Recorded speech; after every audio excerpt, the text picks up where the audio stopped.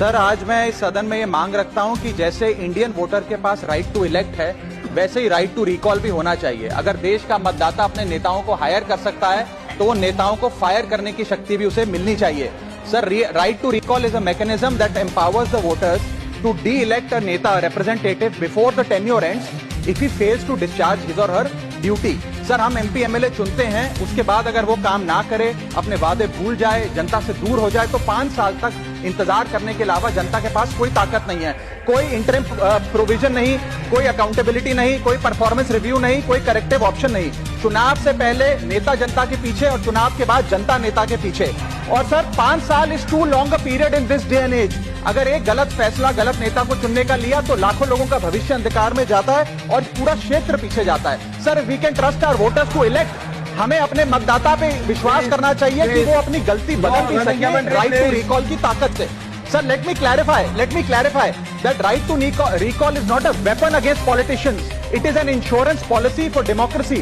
और भारत के संविधान में जब आप राष्ट्रपति को इम्पीच कर सकते हैं टेन्योर के दौरान, उपराष्ट्रपति को हटाने का प्रावधान है, जजों को इम्पीच करने के लिए प्रोसेस लेट डाउन है, यहाँ तक कि रूलिंग गवर्नमेंट के खिलाफ नो कॉन्फिडेंस मोशन लाकर आप सरकार बर्खास्त कर सकते हैं। तो एमपी एमएलए अगर आपका नॉन परफॉर्मिंग है तो उसको हटाने के लिए क्यों नहीं राइट टू रिकॉल मतदाता को देना चाहिए।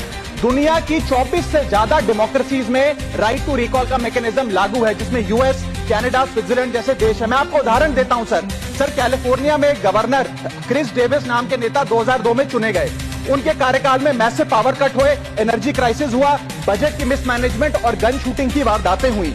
उसके चलते 1.3 मिलियन कंस्टिट्यूएंट्स ने एक पिटीशन साइन करके दी कि इन्हें रिकॉल किया जाए।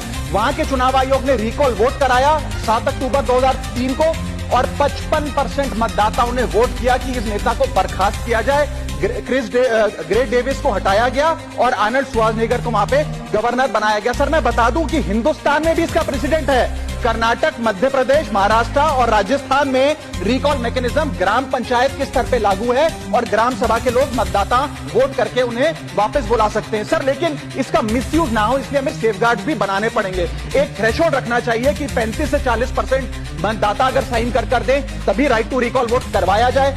नेता को 18 महीने के लिए परफॉर्मेंस पीरियड देना चाहिए, कूलिंग ऑफ पीरियड, जिसमें उसे ना हटाया जाए। स्पेसिफिक ग्राउंड्स पर रिमूवल होने चाहिए ताकि फ्रिवलेस ग्राउंड्स ना हो और रिकॉल कम से कम 50% वोटों के बाद हो। ऐसा होगा तो पार्टियां भी ऐसे लोगों को टिकटें देंगी जो परफॉर्मर्स हो, ना कि नॉन परफॉर्मिंग एसेट, और भारत की डेमोक्रेसी मैच्योर होगी, सिटीजन एम्पावरमेंट बढ़ेगा and recall will give the voter the power to fix that right now sir.